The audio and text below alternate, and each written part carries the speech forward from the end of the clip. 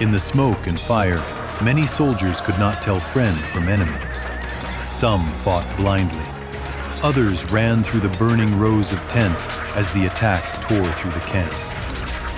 Through the chaos rode Vlad himself, striking fast and driving deeper toward the center. He was searching for one man, Mehmed II, the Sultan's tent. To understand that night, we must first understand the man who made it possible. Vlad was born around the year 1431, during a time when Wallachia was one of the most unstable regions of Eastern Europe. His father ruled a fragile principality trapped between powerful neighbors. To the north stood the Kingdom of Hungary. To the south, the vast and expanding Ottoman Empire. In such a dangerous political landscape, survival often depended on uneasy compromises. And one of those compromises would change Vlad's life forever. When he was still a boy, Vlad and his younger brother were sent to the Ottoman court as political hostages. In the medieval world, this was a common practice. Hostages were a guarantee, a promise that local rulers would remain loyal to the empire. And so, for several years, Vlad lived inside the very heart of the Ottoman world. There, he witnessed something that few European princes had ever seen so closely: the military machine of the Ottoman Empire. An army disciplined and organized with astonishing precision. He saw the janissaries, elite soldiers trained from youth to serve the empire with absolute loyalty. He saw the power of the Sultan. And he saw how an empire maintained its authority over vast territories. But perhaps the most important lesson Vlad learned during those years had little to do with weapons or strategy. It was about power, and about how power is maintained, not only through strength, but through fear. When Vlad finally returned to Wallachia, he was no longer the boy who had been sent away. He had seen the inner workings of one of the most powerful empires in history, and he understood something very clearly. If he wanted to survive, he would have to be ruthless.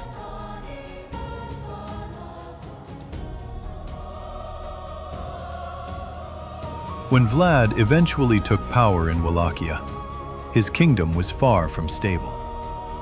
Local nobles, known as the boyars, held enormous influence and frequently plotted against the throne. Betrayals were common. Conspiracies were constant. Vlad understood that without absolute authority, he would not remain prince for long. And so he ruled with brutal determination. Every rebellion was crushed immediately. Every act of treason was punished publicly. It was during this period that Vlad adopted the method that would forever define his reputation: impalement. Those condemned were placed upon long wooden stakes and left to die slowly. It was a cruel death, a visible death, a death meant to be seen by anyone who crossed his lands. But for Vlad, it was more than punishment. It was a message, a political weapon. Forests of impaled bodies became warnings to anyone who dared challenge his authority. Before long, Vlad's reputation spread far beyond the borders of Wallachia. German merchants, traveling diplomats, and foreign chroniclers began telling stories about the terrible prince who ruled with iron discipline. Some described him as a monster. Others believed he was simply the ruler that such a dangerous land required. But while Vlad strengthened his control at home, a far greater threat was rising to the south. The Ottoman Empire was watching, and upon its throne sat an ambitious ruler, Sultan Mehmed II.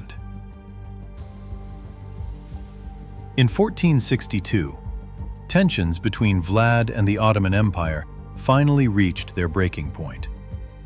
For years, Wallachia had paid tribute to the empire. It was the price of a fragile peace. But Vlad decided to stop. It was a direct act of defiance, and the empire could not ignore it. For Sultan Mehmed II, the conqueror of Constantinople, this rebellion was unacceptable. So he prepared a massive military campaign. A vast Ottoman army crossed the Danube River and began marching toward Wallachia. Contemporary chronicles speak of tens of thousands of soldiers, heavy cavalry, archers, infantry, and above all, the janissaries, professional soldiers, among the finest warriors of their time. Against this immense force, Vlad commanded a far smaller army, too small to face the Ottomans in open battle. But Vlad had no intention of fighting a traditional war.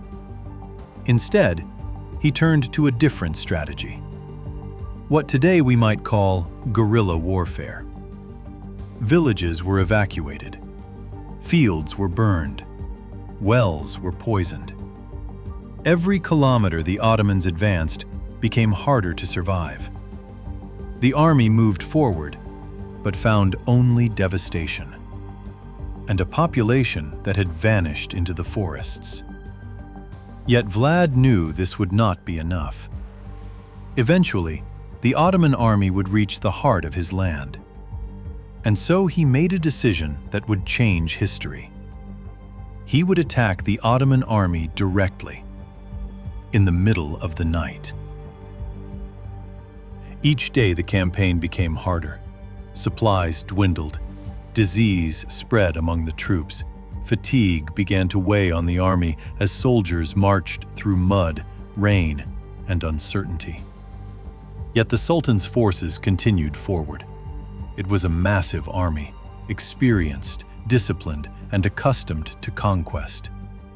For years, the armies of the Ottoman Empire had moved across continents, breaking kingdoms and storming cities that once seemed invincible. Their commanders believed this campaign would be no different. Sultan Mehmed II, conqueror of Constantinople, believed that sooner or later, Vlad would be forced to face him in open battle.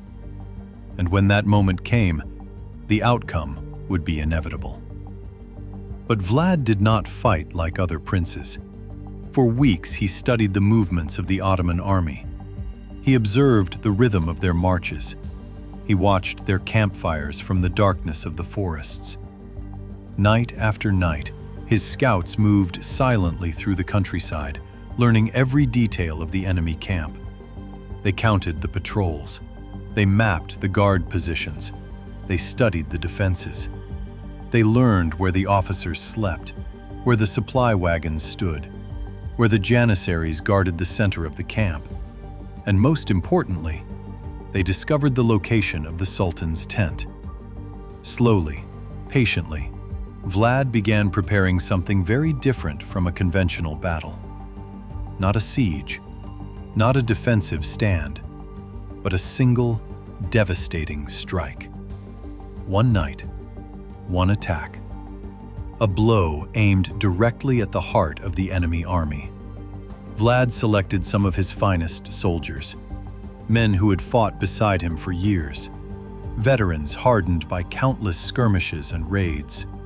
According to some chronicles, they numbered around 1,000.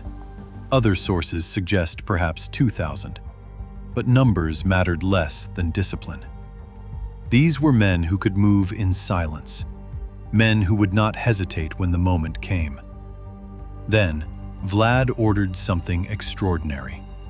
His soldiers were to dress like Ottoman troops. They wore similar armor, carried similar weapons. Some even used captured Ottoman shields and helmets taken from previous battles. Their horses were prepared the same way, equipped to resemble those of the enemy cavalry. In the darkness of night, from a distance, they would appear indistinguishable from the Sultan's own soldiers.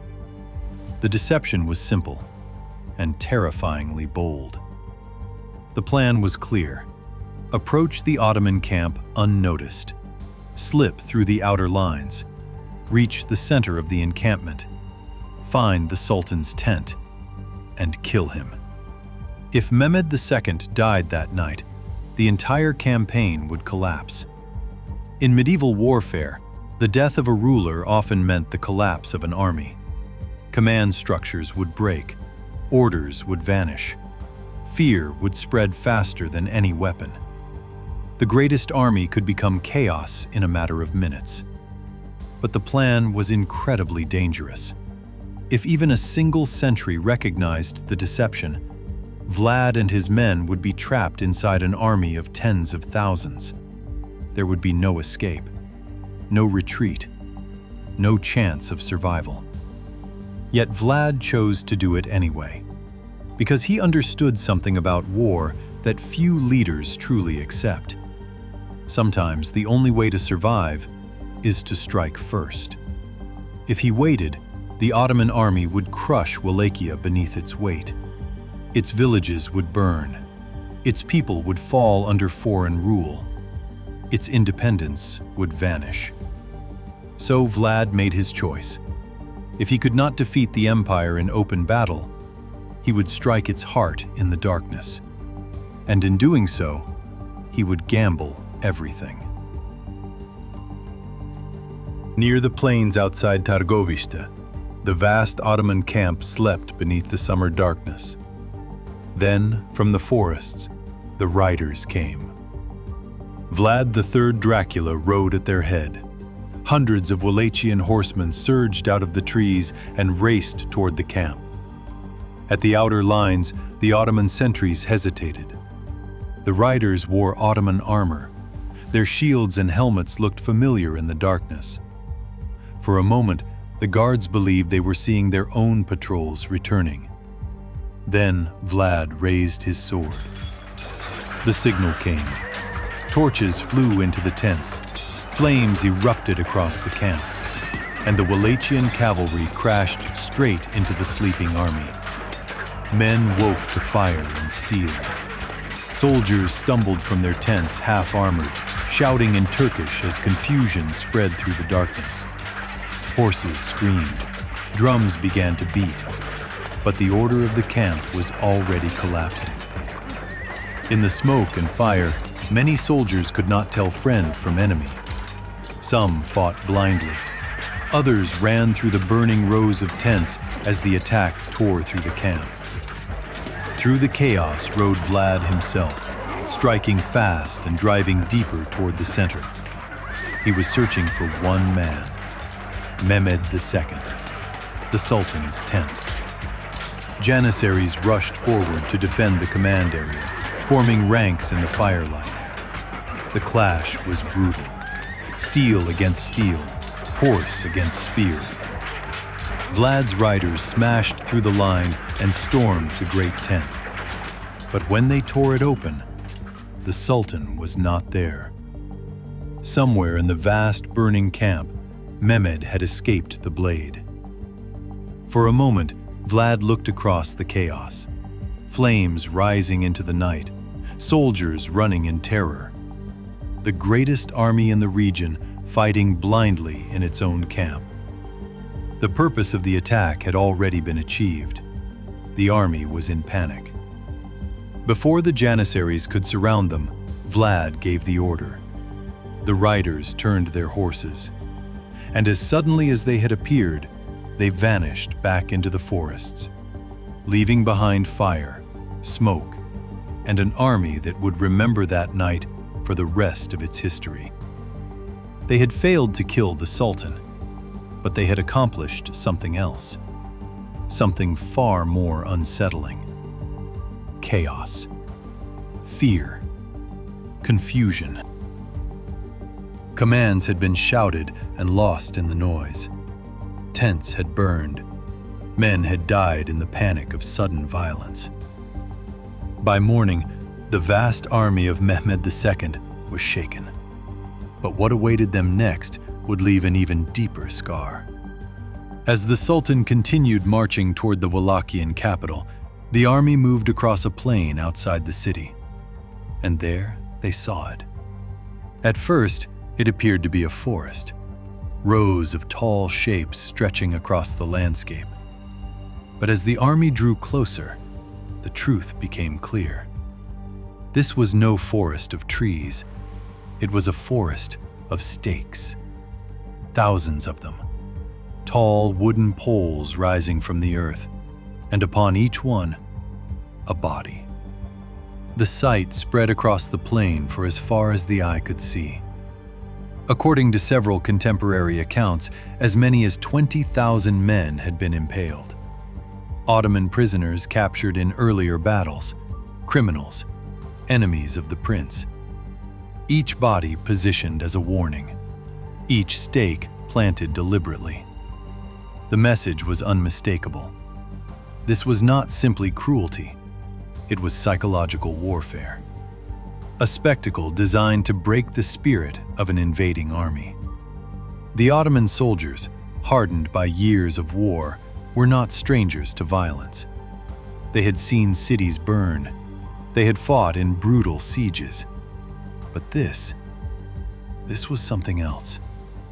Many soldiers stopped in silence. Some turned away.